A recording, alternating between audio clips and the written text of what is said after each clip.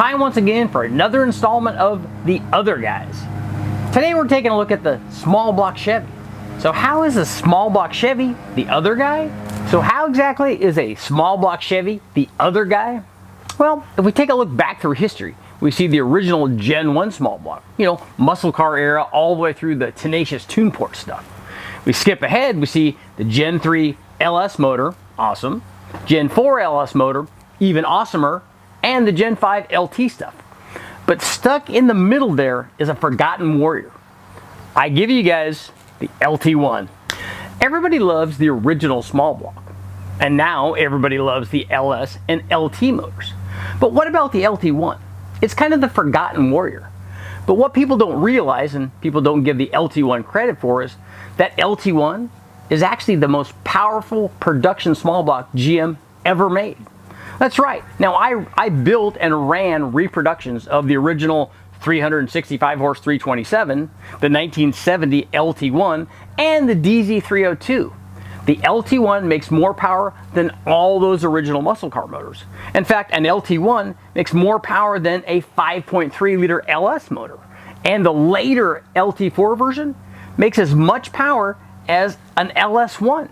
That's right, an original small block making the same power as the legendary LS. But there's more to the story than that. The original LT1 was made in limited production. It didn't have a long span, but it helped the small block Chevy go out with a bang, and it's got plenty of potential. So I've got some testing here on upgrading an LT1. In this video, we took a look at some minor modifications to an LT1. They include rocker arms, camshaft, and even NITROUS. But it's important to note, our LT1 made more power than the factory's rated at. Why is that? Is the dyno happy? No, it's just the way that we test. You see, when GM rates any of their motors, they rate them the way that they run in the car. Now, not at the wheels, they rate it at the flywheel, but when they test it and rate it, it has everything on it. It has a full exhaust, including the cats, all the way back to the tailpipe. It also has full accessories. It also has a complete air intake system, mass air, air silencer, everything. They also run it with the factory conservative tune, and they also run it at a higher temperature than we do. That's why when we put a motor up on the dyno, especially one with long tube headers, an open throttle body, no accessories, and an optimized tune, it always makes more power than the factory is rated at. It's not a case of happy dynos, just a test method. So on our test, we put an LT1 up on the dyno, equipped it with long tube headers and the open throttle body. But here's my question. We don't know if this LT1 came from a Camaro or a Corvette. You see, we got it from the Chevy race shop. We know it was stock, but we don't know what application it came from. You see, GM rates the LT1 differently in the Camaro than they do in the Corvette. Now, historically, they've always given the Corvette guys more power, and sometimes it's just more power on paper. You see, the Corvette guy pays more money for his motor, so he wants it to make more power. Justifiably so. A lot of times, those motors in the Camaro and the Corvette make the same power. The only thing they change is the marketing. Let me know, guys, if you guys are LT1 experts, let me know, is there really a difference between the Camaro motor and the Corvette LT1? Or is the power difference just marketing? Now, we addressed a couple of these things, a couple of the possibilities in our testing. If there's a difference in the exhaust system, which there often is between a Camaro and the Corvette for packaging, we put long tube headers on. There could also be a difference in the tune. GM could detune the motor in the Camaro relative to the Corvette. But we also addressed this because we ran a standalone management system and optimized the tune. So let me know, is there a difference in the camshaft between the Camaro and the Corvette? Let me know, guys. But anyway, we ran our LT1 up on the dyno. We installed 1.6 rockers. We installed a different camshaft. We even installed NITROUS. But one of the cool tests is I also tried one of the Excel Super Ram intake manifolds. It's interesting to see the difference in runner length between the short runner factory LT1 intake and that Super Ram. So let's get going. To get things ready for our LT1 testing, we put this motor up on the dyno and equipped it with a set of 1.5" long tube headers and a 3-inch collector extension, about 18 or 20 inches long. We also had the open factory throttle body and had no accessories and obviously an optimized tune. We used a fast XFI management system, which works really well. Basically, all you have to do is dial in the air, fuel, and timing. We just start adjusting them. We start with the air fuel and have low timing in it. Start adjusting the air fuel, leading it out until it stops making power. Then we start adding timing until it stops making power. Play with the air fuel maybe just a little bit more, make sure that we got everything, and then that's what happens. So when we did that, and I was not responsible for the tuning on this, this was early on before I was really doing that, but equipped as such, our factory LT1 produced 362 horsepower and 391 foot-pounds of torque, so it did really well. One of the first tests we ran on this thing was to actually run NITROUS on it. So we installed a Zex wet EFI kit, single fogger deal, and started out conservative and ran a 75 shot with it. So here's what it looked like when we ran a 75 shot. You can see we engaged that fairly early too. We're getting a little spunky with it. I think what's happening out at the top is we started to get a little bit rich out there at the top, but you know, just like with boost, we want to run more boost. The NITROUS, you want to run more NITROUS. So we stepped the jetting up, and instead of the 75 shot, we stepped it up to 125, and look at that, magic.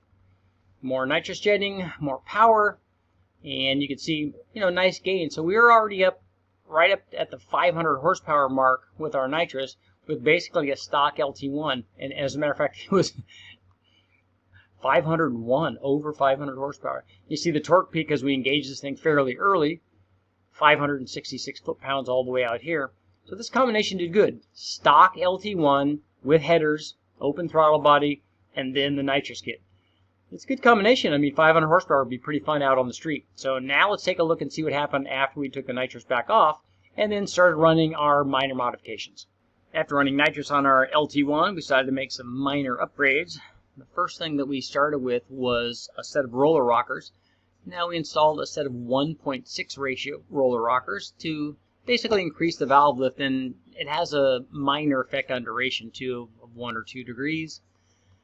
So let's take a look at our combination. This is our stock LT1 with headers, and here's what happened after we installed the 1.6 ratio roller rockers.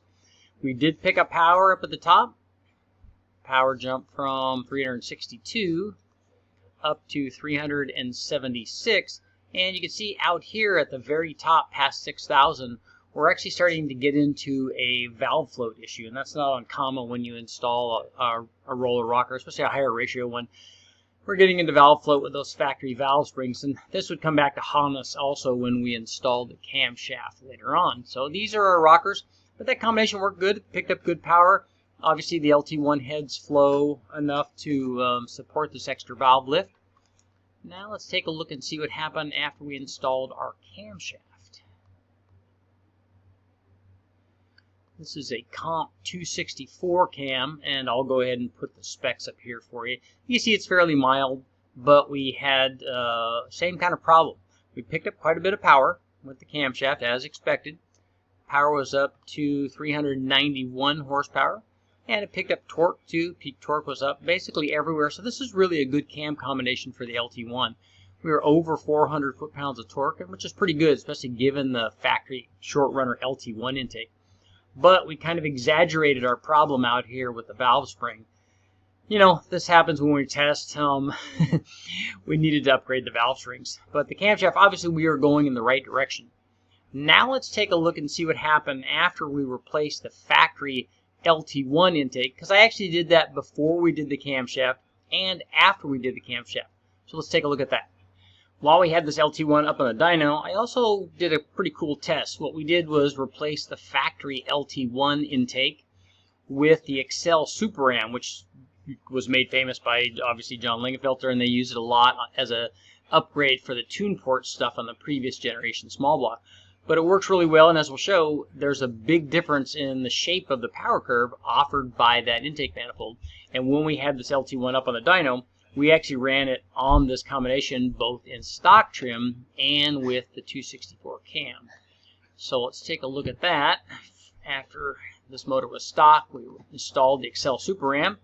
You see a big change in power. It gets a little busy out here between the horsepower and torque and the two different combinations. So what I'm going to do is I'll get rid of, we'll just look at them one at a time. So this is the power difference between the factory intake in blue and the Excel Super Ram in red. And as you can see, the Super Ram made a lot more power than the stock intake, and this was with the stock cam and everything, all the way up to 5,400, and then they crossed over. Then the LT1 started making more power.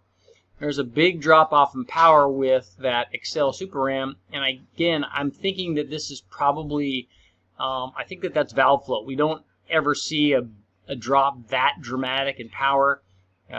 Just from, and the Excel Super Ram actually is shorter than a typical tune port motor, so it works pretty well. But let's take a look and see. We'll compare. I want to show you the torque curve here, because the torque curve is even more dramatic, because that Excel Super Ram makes a lot more torque than the factory LT1. You see here in the 3,500 and 4,000 RPM range, there's a difference of over 40 foot-pounds of torque from that Super Ram. So now let's take a look and see what happens when we run this same test, but we did it after we installed our camshaft. Our final test on the LT1 was to compare the Super Ram versus the stock LT1 intake, but this time with the camshaft, because I did the intake manifold swap again after we installed that 264 comp cam. And as you can see, you know, this just kind of saddens me that we didn't have enough valve spring to take advantage of that camshaft, because with more camshaft that we put in here, even though it was fairly mild, it would allow that LT1 to keep making power past 6,000 RPM. And this would have kept going if I had enough valve spring in it, and maybe I need to revisit some stuff with the LT1. Actually, if I was going to do the other guy LT1, I probably should choose the little 4.3 liter version to use in the Caprice. That would be cool too, but the small bore, I don't know how well it's going to do. But you know what? They all do better with boost. But let's take a look and see what happened after we installed the Excel Super Ram on this combination with the LT1 and the camshaft. So here we go. As we can see, again, just like with the stock cam, the same thing happens, because runner length increases torque production at lower engine speeds, and it always does that. So again, we still had over 40 foot-pounds of torque here between these two, and I think we would have seen a greater gain, a greater difference in the horsepower had we had enough valve spring in this thing, because both combinations suffered from lack of valve spring.